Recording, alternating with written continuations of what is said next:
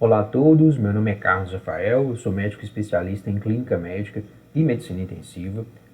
O objetivo aqui é a gente explicar a propósito do canal, que é pegar uma quantidade extensa de informações de artigos científicos, livros, tratados, todo dia publicados, filtrar e organizar essas informações de modo que facilite a aplicação durante o trabalho no plantão. Então todos os vídeos vão ser estruturados da seguinte forma. Primeiro vai ter os conceitos e fisiopatologia básica das doenças principais, seguida das manifestações clínicas para reconhecimento e ter a hipótese diagnóstica, seguida dos exames complementares para confirmação diagnóstica e diagnósticos diferenciais, seguida da terapêutica e manejo clínico, com ênfase em dose, prescrição e os riscos e efeitos adversos envolvidos em cada uma dessas medicações ou terapias. Então sempre vai obedecer essa organização desses tópicos, assim como acontece na prática. O raciocínio clínico funciona dessa forma. E aqui embaixo eu vou colocar a descrição de cada um desses tópicos na descrição do vídeo, de modo que vocês possam ter acesso diretamente para poupar o tempo de todo mundo, se quiser rever ou reassistir um tópico especificamente. Então vamos continuar. Depois da vinheta, a gente começa com o vídeo de hoje.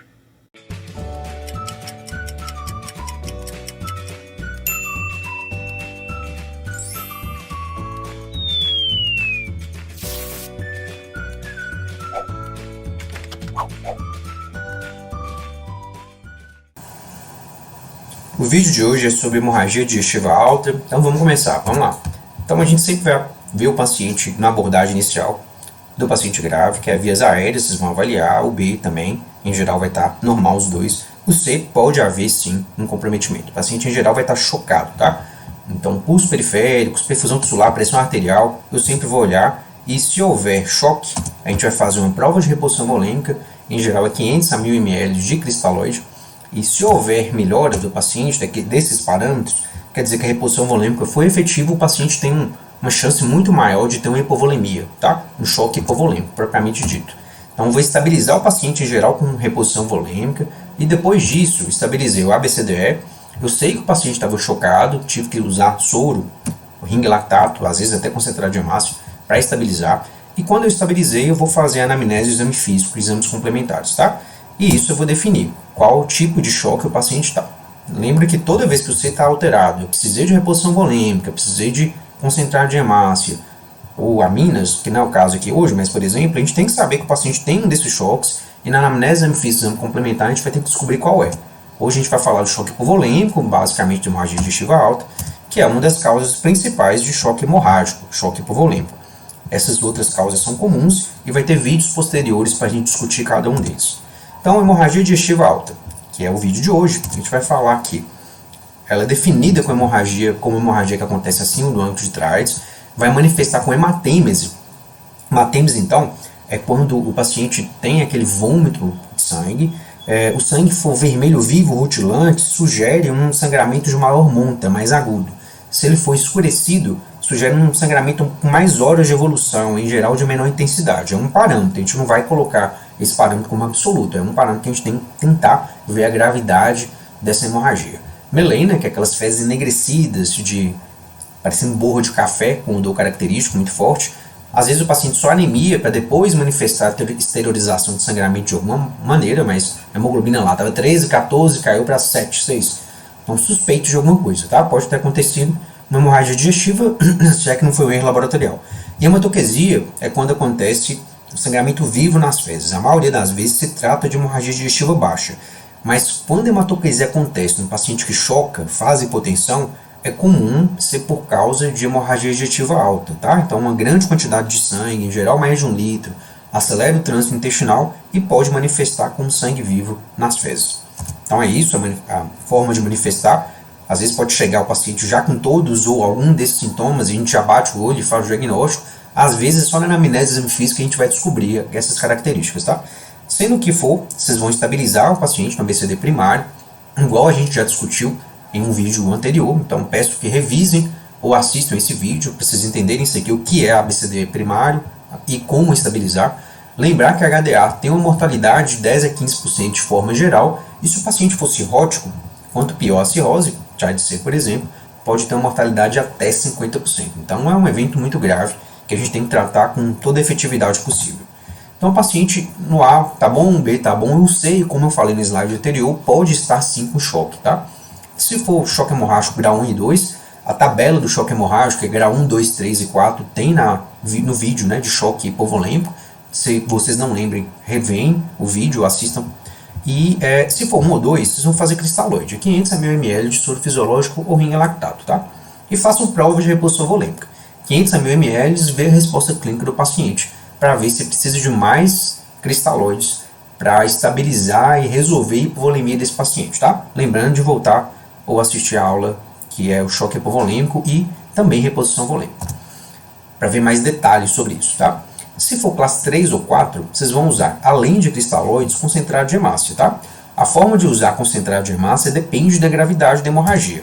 De forma geral, a gente pode falar que, se for choque hipovolêmico hemorrágico classe 3, vocês vão usar 600 a 900 ml, 2 a 3 bolsas de concentrado de hemácia, fazendo tipagem sanguínea e prova cruzada, que é um paciente que a gente tem mais tempo para estabilizar, tá? Só que para fazer essas duas coisas eu preciso de 30 minutos a 3 horas, então chama concentrado de hemácia na urgência, tá? Se for classe 4, a gente vai fazer transfusão na emergência, então é 600 a 900, 2 a 3 bolsas, de O negativo. O problema é que O negativo tem poucos estoques, então a gente não pode usar inadvertidamente, porque vai acabar. E não faço tipagem sanguínea nem prova cruzada, é imediato a liberação desse sangue. Isso aumenta o risco de reação transfusional. Você até assina um termo que está ciente disso, já que você vai usar um O negativo sem esses testes aqui. Porque senão o paciente vai morrer em minutos. Então a gente assume o risco de reação transfusional, porque o paciente pode exsanguinar e morrer, então a gente faz isso aqui, tá? Que é a transfusão de emergência. Evitar níveis de pressão sistólica maior que 110, então nunca dar cristalóide, concentrado de hemácia, o que for, para aumentar a pressão mais que 110, porque isso pode aumentar a pressão nas varizes, por exemplo, e sangrar mais ainda. E a albumina humana também pode ser feito para repor volemia nesses pacientes, só que é muito caro e não tem uma diferença de mortalidade no paciente que tem hemorragia digestiva e a gente usa cristalóide de sangue, e no que tem hemorragia digestiva e a gente usa concentrado de hemácias e albumina, tá? A não ser, claro, gente, que se o paciente for cirrótico. Aí a albumina realmente tem uma melhor efetividade e melhora a mortalidade. A questão realmente é o custo, tá? Então você vai usar só nos pacientes cirróticos, lembrando que o custo é muito maior. Então é isso. Depois que eu estabilizei o paciente no ABCD primário, igual vocês já sabem, eu sabe estabilizar e usei aqueles cristalóides concentrados de hemácia, igual a gente falou nos slides anteriores, vocês vão fazer anamnese.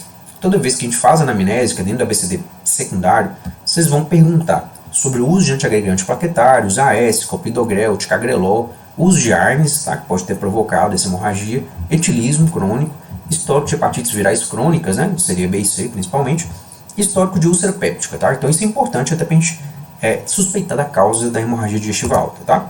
Vou fazer um exame físico pormenorizado, então tem que ver se tem ascite, procurar por arame vascular, em geral é pescoço e tronco que acontece mais, ginecomastia, baqueamento digital, pega o dedo e olha, então assim, tem que fazer uma procura ativa por isso, eritema palmar, contratura de Dupuytren. Se tiver isso, aumente muito a chance do paciente ser cirrótico, e a gente sabe que muda a conduta, muda o prognóstico e chances de mortalidade, então é importante a gente definir isso, às vezes no exame físico a gente já consegue, tá? E após isso, você vai fazer uma prescrição, tá? Sempre vai deixar a dieta suspensa por pelo menos 48 a 72 horas, vai passar o omeprazol 80 mg, que são 2 frascos, EV em bolos, independente da causa da hemorragia, em geral a gente nem sabe no começo, não fez endoscopia ainda, e depois de manutenção, omeprazol 40 mg EV de 12 em 12, tá bom?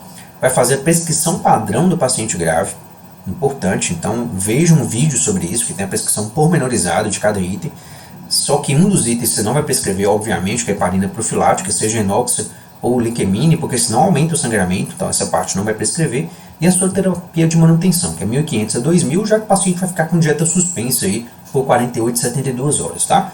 Lembrando que a sua terapia de manutenção é após a correção da hipovolemia, tá? Então, mais uma vez, revisem a aula de choque hipovolêmico e de reposição volêmica, para vocês entenderem quando a gente consegue corrigir a hipovolemia, e aí sim eu passo a sua terapia de manutenção. Posso usar sim os vasoconstritores hispânicos, que são esses, terlipressina, octreotide, somatostatina. Então, são drogas caras, em geral poucos disponíveis, mas que têm um efeito interessante e bom, principalmente nas hemorragias varicosas. Então, tem uma vasoconstrição dessas varizes, tá? Diminui o sangramento. só que é caro, pouco disponível e em geral a gente quase sempre usa quando a gente tem disponibilidade, já que são drogas bem caras, ou quando a endoscopia por algum motivo vai atrasar. Se o tratamento endoscópico já for feito rapidamente, não, em geral não precisa, tá? É mais comum da gente passar terlipressina 1 mg EV de 4 em 4 horas, tá? Então já a prescrição aí da medicação mais comum, que seria melhor, vamos falar assim, mais utilizado. Lembrando que é um vasoconstritor, então pode ter efeitos adversos graves, igual a vasoconstrição esplânica, que é o efeito terapêutico, mas pode ter mesentérica, com isquemia mesentérica, pode ter até coronariana, com IAM, angina, então daí a importância de prescrever nos pacientes mais adequados, né, que a gente não tem endoscopia, tá? Sempre vou pedir esses exames, tá? Todo paciente com hemorragia digestiva alta, hemograma, função renal, íons, gasometria, lactato, até para ver a questão do choque, então é essencial pedir isso. Vou pedir também o hepatograma, o perfil hepático, que é TJ, TGP, fosfatase alcalina, gama-GT, atividade proteína mais RNI, proteínas totais e frações e bilirrubina. Todo paciente com HDA tem que pedir isso. Se tiver alterado, pode sugerir cirrose, tá? Vou pedir um coagulograma, essencial para conduta. Plaqueta, PTTA, fibrinogênio, atividade proteína mais RNI, tá? O coagulograma, se tiver alterado com plaquetas menores que 50 mil, níveis de plaqueta menor que 50 mil, vocês vão fazer uma unidade de plaqueta para cada 10 quilos. Então, paciente de 60 quilos, 6 unidades, por exemplo. Se tiver um RNI maior que 1,7, vocês vão fazer plasma fez congelado, 10 a 15 ml por quilo. Aí vamos supor, o paciente tem 60 quilos, 10 ml seria 600 ml, tá? Aí, em geral, a gente faz uma bolsa que tem 200, de 8 em 8 horas, tá? O paciente mais pesado, você faz a conta, vê quanto que eu preciso em 24 horas e divide em 3, 4 vezes por dia, tá? Dando isso aqui, por exemplo, uma sugestão de prescrição para paciente de peso médio é 200 a 400 ml de 8 em 8 horas, tá? A gente evita todo o plasma, tudo 10 a 15 ml por quilo de cara, em bolos, porque vai ter uma hipervolemia, pode ter uma hipervolemia e o que pode agravar o sangramento, tá? Mas isso aqui é importante para corrigir, pelo menos temporariamente, a coagulopatia do paciente com hemorragia digestiva alta. Claro, gente, vou pedir endoscopia digestiva alta, tá? É o principal, só que idealmente é 12 a 24 horas para fazer, quanto antes melhor, mas 12 a 24 horas é um momento ideal, mais do que isso aumenta a mortalidade, e após estabilizar o paciente. Então o endoscopista não vai aceitar fazer uma endoscopia com um paciente lá com insuficiência respiratória, com choque, em coma, não é à toa, porque o paciente vai piorar no procedimento, tá? E pode complicar. Então estabilize o BCD primário, faça tudo que a gente preconizou aqui nos slides anteriores, que eu dou as melhores condições possíveis para o endoscopista trabalhar e fazer endoscopia, tá? Endoscopia diagnóstica, os principais, mais comuns diagnósticos são esses dois, talvez 3 ou 4 primeiros, 5, né, primeiros, mas varize esofagiana ou gástrica, úlcera péptica, de longe é o principal, aí depois vem úlcera de estresse, esofagite, tumores gastroesofágicos também é comum, e vem as causas mais raras, né, malformações arteriovenosas, gastropatia hipertensiva, malório-Weiss, fístula aorta-entérica, tá, são mais raros, pode acontecer, a gente tem que saber que existe e estar preparado para manejá-los, tá. A endoscopia, além de diagnóstica e terapêutica, em geral são esses os métodos mais comuns, tem outros, mas esses são os principais: injeção de adrenalina, eclipses hemostáticos, coagulação térmica, principalmente para úlcera péptica, e para ligadura elástica e escleroterapia para varizes esofagianas, tá? Lembrar, gente, que isso aqui é mais um trabalho do endoscopista, ele que tem que dominar essas técnicas, entender isso. O trabalho nosso é pedir endoscopia, estabilizar o paciente e entender o que ele fez, né, depois da descrição dele, tá? Então é isso. Depois disso tudo, então seguindo a ordem do atendimento mesmo, é isso. Depois de tudo isso que a gente fez, a gente vai usar um desses scores aqui para tentar prever a possibilidade de ressangramento, tá? Um dos principais é o Rockall, então eu vou olhar a idade, pulso, PA, comorbidades e achados endoscópicos. Quanto maior a pontuação, maior a chance de ressangrar. Isso define se o paciente tem que ser conduzido na enfermaria, no CTI, e até a questão de alta hospitalar, se a gente vai deixar o paciente mais tempo em observação hospitalar ou vai dar uma alta hospitalar mais precoce, tá? Então, esse score ajuda. Outro score comumente usado é o de Blatchford, ele tem a vantagem de a gente não precisar de achados endoscópicos, então vai ser só com nível de ureia, hemoglobina em homem ou mulher, pressão arterial sistólica, existem outros parâmetros aqui, que é pulso, síncope, melena, se tem doença hepática ou cardíaca, e quanto maior o score, maior o risco de ressangramento. E o score de Forrest, que a gente precisa do achado endoscópico, é feito unicamente nele, baseado nele, tá? Então, 1A, que é hemorragia em jato, tem um potencial de ressangrar muito maior do que um 3, que é a base clara com fibrina, tá? Então, é interessante, sim, esses scores de predição de ressangramento, para definir aquelas questões de onde eu vou tratar o paciente, CTI, enfermaria e quando da alta, tá bom? Se o paciente ressangrar depois de tudo isso que a gente fez e for uma úlcera péptica, o paciente tem que ser submetido a um segundo tratamento endoscópico, tá? Sempre. Se esse segundo tratamento endoscópico não for efetivo, aí a gente passa para a embolização transarterial seletiva, que seria com um radiologista intervencionista, tá? Só que tem que ter um serviço de hemodinâmica muito bem estruturado, com muito recurso, e é uma minoria do serviço que a gente vai ter disponível, tá? Se a gente não ter disponível e isso não deu certo, aí sim a gente passa para a parotomia, tá? Chama o cirurgião geral de aparelho digestivo para ele resolver a hemorragia digestiva refratária a todo o tratamento que a gente fez, tá bom? Se for varizes esofagianas, faça também, e ressangrar, claro, né? Faça também um segundo tratamento endoscópico, peça endoscopia de novo. Se isso não resolver, vai ser o balão esofágico, tá? Que tem a parte aqui do balão gástrico, que ancora lá o fundo gástrico, então é um papel de hemostasia importante, e o próprio balão esofágico aqui que vai ajudar essa hemostasia, tá? Aí vai ter que ter um vídeo específico só para falar como é que passa isso. E por último, o TIPS, tá? Que é basicamente um stent aqui que o pessoal coloca ligando, né, a veia portal com a hepática e faz um shunt. Então resolve ou diminui significativamente a pressão intrahepática, né, na verdade a pressão porta, a hipertensão porta. Só que isso, gente, é pouco disponível, tem que ter um serviço muito bem estruturado, em geral uma ponte para transplante, porque resolve sim a hipertensão portal, diminui ou resolve o sangramento, resolve a ascite, só que o paciente em geral evolui com cefalopatia. Então, em geral, é uma ponte para transplante e, infelizmente, não é a realidade na maioria dos nossos serviços, tá bom? Sempre pensar na pesquisa de H. pylori, infelizmente, com um sangramento ativo, não dá para fazer uma biópsia com pesquisa de H. pylori por causa do sangramento, então, no máximo, um teste de urease, ou a biópsia após 4 a 8 semanas, tá? Se tiver H. pylori, a gente tem que fazer o tratamento específico. Outra importância dessa biópsia após 4 a 8 semanas, além da pesquisa de H. pylori, é a questão de úlceras neoplásicas, que a princípio a gente pensa que é péptica, mas pode ser neoplásica e muda tudo, né? Conduta, prognóstico, então, importante isso aqui no segmento do paciente ambulatorialmente depois da alta, tá? Se H. pylori positivo, amox 1 grama VO de 12 em 12, claro, 500 mg VO de 12 em 12 por 14 dias, é o tratamento de primeira opção. E omeprazol, né, ou algum outro inibidor de bomba, VO, 20 mg de 12 em 12, omeprazol por 4 a 8 semanas, tá bom? Então esse é o tratamento para úlcera péptica causada por H. pylori.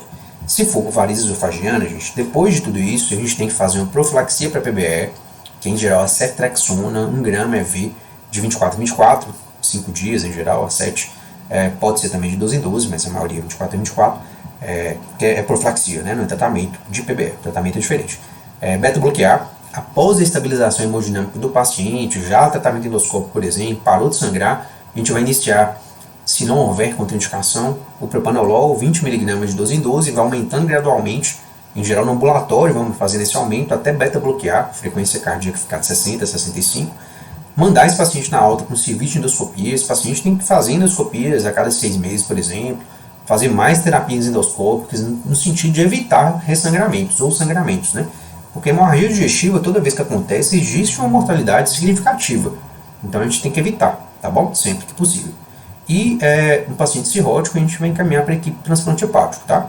Então muitas vezes é a única coisa que vai mudar o prognóstico do paciente a médio e longo prazo. Então a gente tem que mandar para esse serviço, se vai transplantar ou não, se tem indicação ou não, aí é com eles, tá? Mas essa parte aqui a gente tem que fazer. E é isso o vídeo de hoje. Lembrando, pessoal, para curtir, comentar, inscrever no canal, aumentando aí a visualização mesmo desses vídeos e fazendo com que esse conteúdo chegue a mais pessoas, tá? E também é uma forma da gente tirar dúvidas, interagir e compartilhar experiências, tá? Então foi um prazer ter aqui. Até o próximo vídeo.